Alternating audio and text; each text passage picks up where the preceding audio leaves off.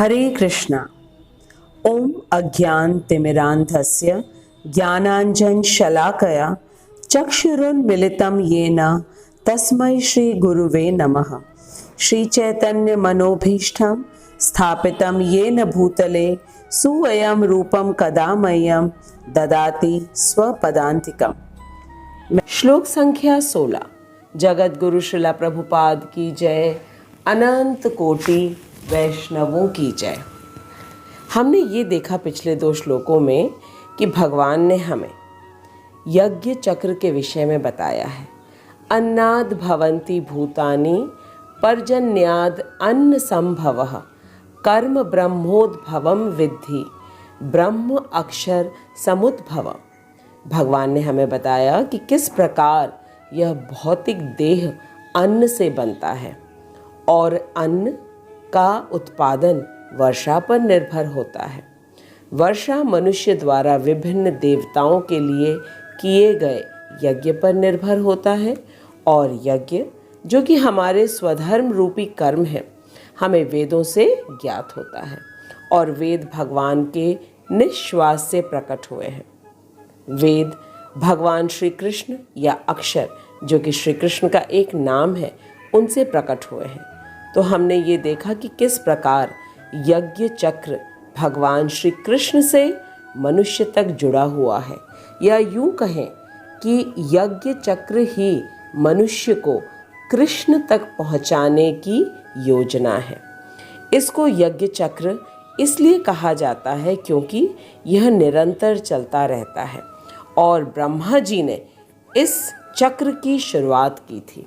अब हमने ये अच्छी तरह समझ लिया कि भगवान से हमें वेद मिले हैं, वेदों से यज्ञ की विधि मिली है, यज्ञ से वर्षा होती है, वर्षा से अन्न उपजता है और अन्न से मनुष्य के शारीरिक देह का पोषण होता है और मनुष्य वेदों का ज्ञान लेकर फिर यज्ञ करता है और समस्त वस्तुओं को देवताओं को पुनः अर्पण करता है। इसी चक्र को यज्ञ चक्र कहते हैं। यह यज्ञ चक्र सकाम कर्म करने वालों के लिए अनिवार्य है। सकाम अर्थात फल की प्राप्ति की इच्छा से जो कर्म किए जाते हैं उन्हें सकाम कर्म कहा जाता है। और जो व्यक्ति इंद्रिय तृप्ति तो करना चाहता है लेकिन यज्ञ चक्र जो कि वेदों में बताए गए उसका पालन नहीं करता, उनको भगवान ने क्या कहा है वह हम आज के श्लोक संख्या 16 में जानेंगे। तो आइए पहले श्लोक का वाचन करते हैं, फिर शब्दार्थ और श्रीला प्रभुपाद के तात्पर्य से समझने का प्रयास करते हैं। श्लोक संख्या 16। एवं प्रवर्तितं चक्रं नानुवर्तयत इह यः अघायुरिन्द्रियारामो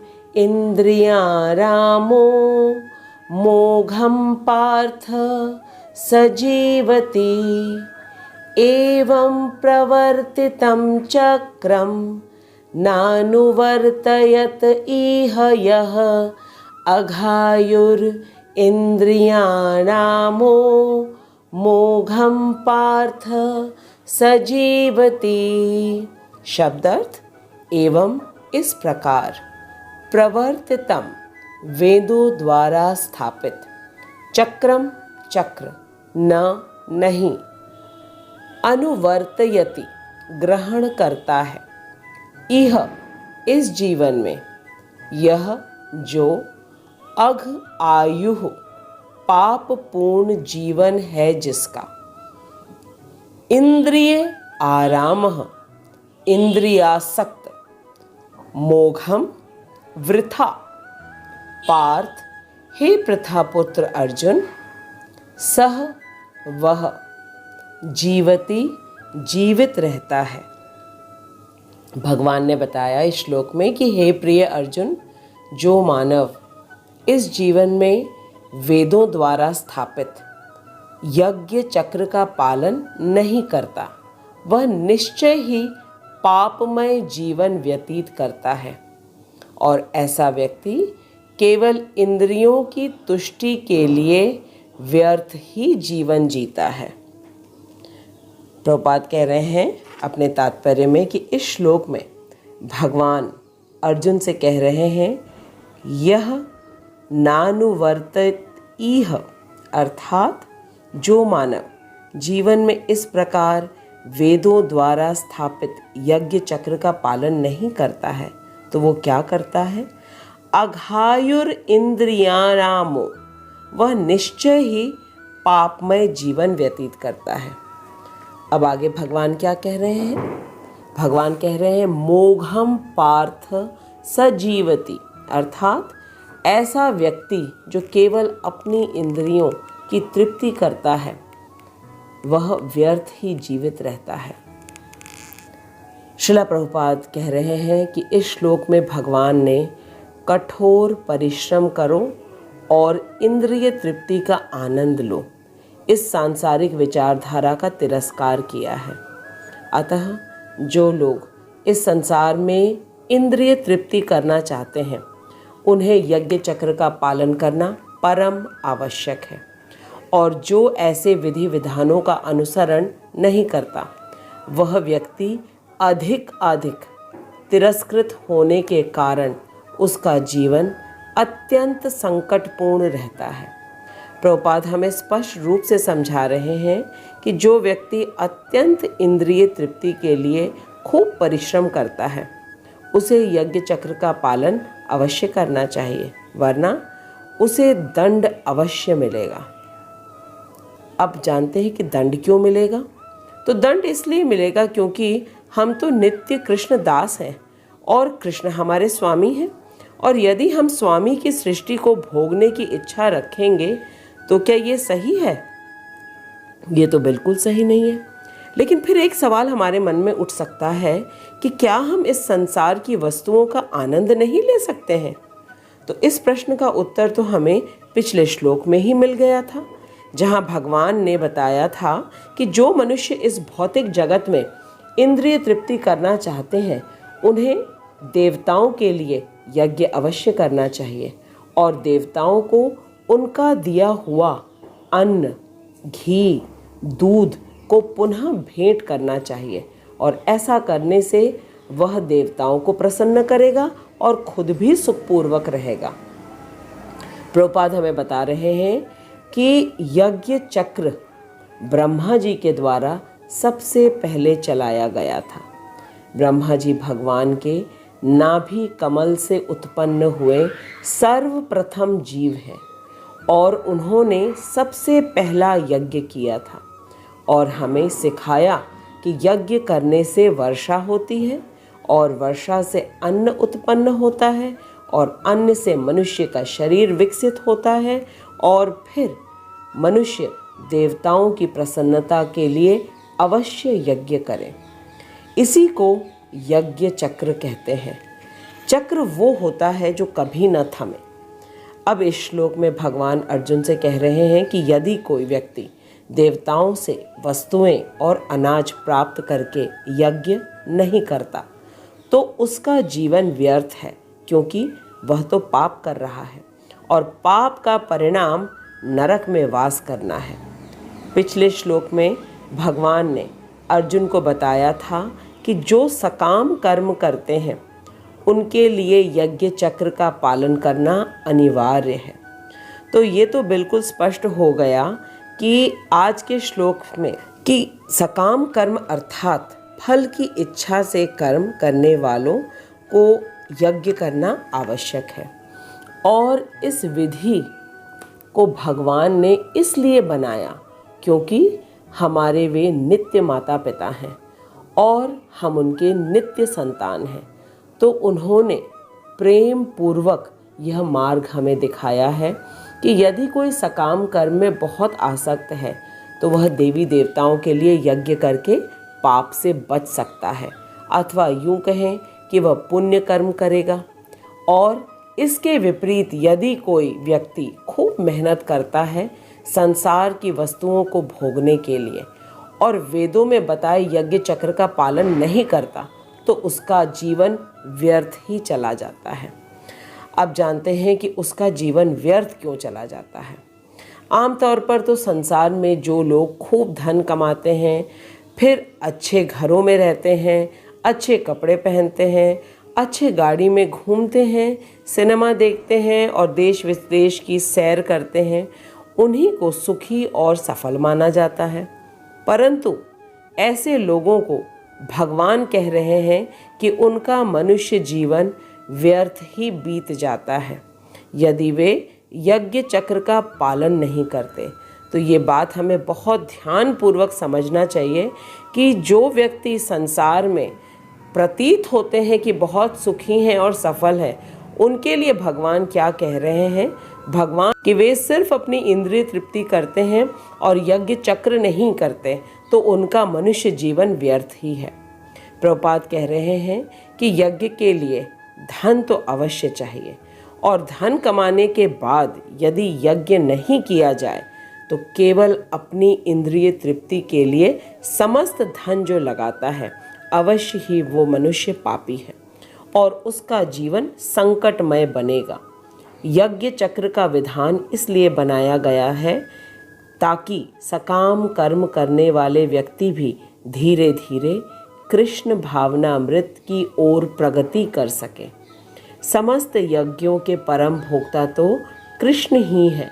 भगवद गीता के 5वें अध्याय में भगवान ने कहा है, भोक्तारम यज्ञ तपसाम सर्वलोक महेश्वरम, अर्थात मैं सभी यज्ञों का परम भोक्ता हूँ और सभी देवी देवताओं का परमेश्वर एवं समस्त जीवों का हितैषी हूँ।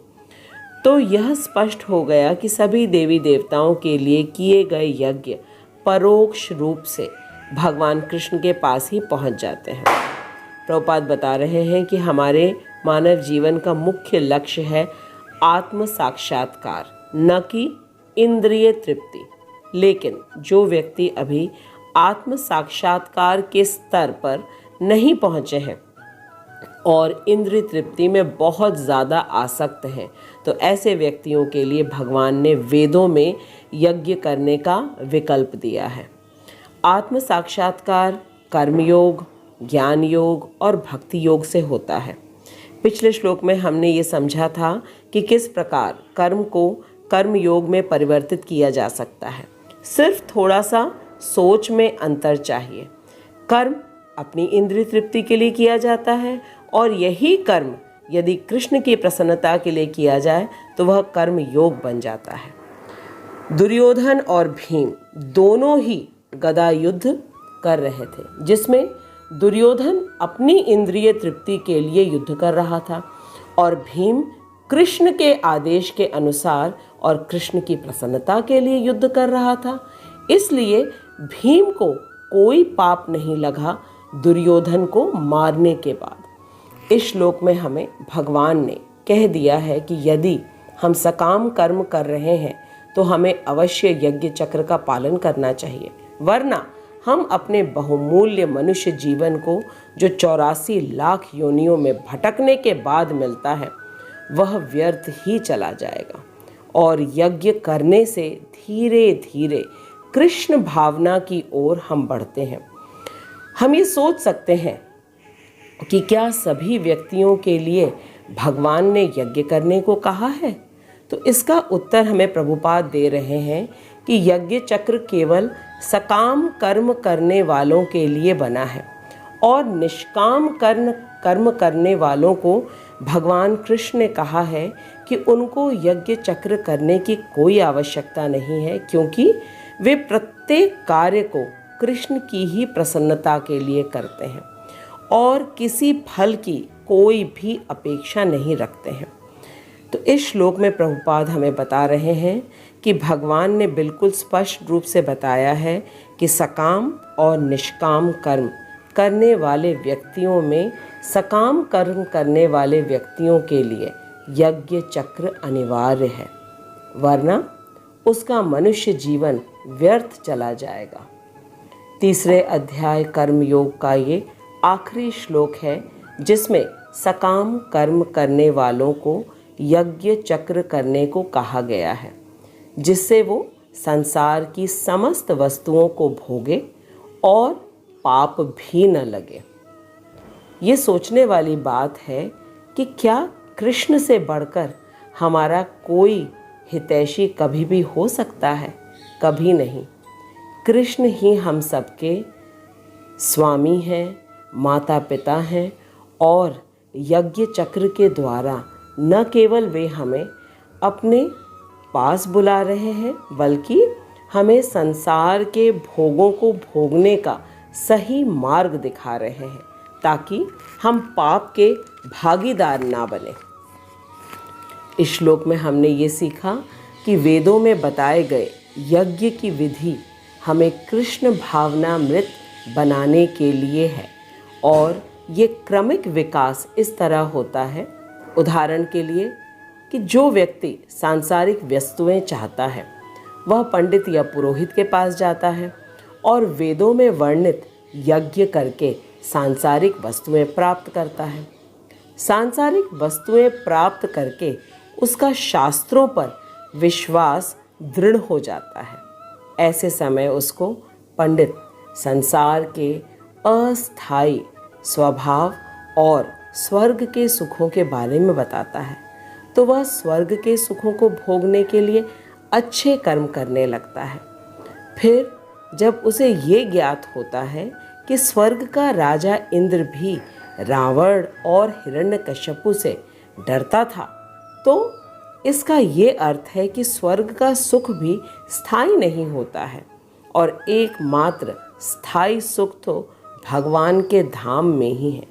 तो ये व्यक्ति जो शास्त्रों के अनुसार कर्म करने लगा वह धीरे धीरे सांसारिक वस्तुओं से विरक्त हो जाता है और भगवान की नित्य सेवा में आनंद लेने का प्रयास करने लगता है। तो हमने देखा कि कैसे यह व्यक्ति कर्म योग से ज्ञान योग में आया और ज्ञान प्राप्त कर भक्ति की ओर चल पड़ा। इसी को कहा गया है कि वेदों में वर्णित यज्ञ की विधि हमारे क्रमशः विकास के लिए है। लेकिन यदि कोई सिर्फ अपनी इंद्रिय तृप्ति के लिए यज्ञ करता है और कृष्ण भावना भावित नहीं होता है तो ऐसा व्यक्ति मात्र आचार संहिता का ही पालन कर रहा है और ऐसे व्यक्ति का मनुष्य जीवन व्यर्थ चला जाता है। भगवान ने स्वयं कहा है, मोघम पार्थ सजीवति, अर्थात जो व्यक्ति केवल अपनी इंद्रियों की तृप्ति के लिए कार्य करता है वह व्यर्थ ही जीवित रहता है। प्रभुपाद हमें स्पष्ट रूप से बताते हैं कि मनुष्य जीवन का उद्देश्य इंद्रिय तृप्ति नहीं है बल्कि भगवत प्राप्ति है और भगवत प्राप्ति की विधि नवधा भक्ति और नवधा भक्ति में सबसे मुख्य है श्रवण और कीर्तन। अर्थात हमें भगवत गीता भागवतम को अवश्य पूरे ध्यान पूर्वक सुनना चाहिए और फिर किसी को अवश्य सुनाना भी चाहिए।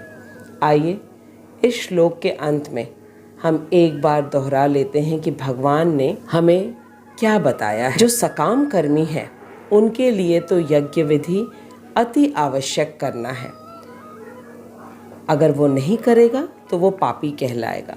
लेकिन जो व्यक्ति पहले से ही निष्काम है अर्थात वह फल प्राप्ति की बिल्कुल भी इच्छा नहीं रखता, उसके लिए वेदों में बताए यज्ञ करने की कोई आवश्यकता ही नहीं है।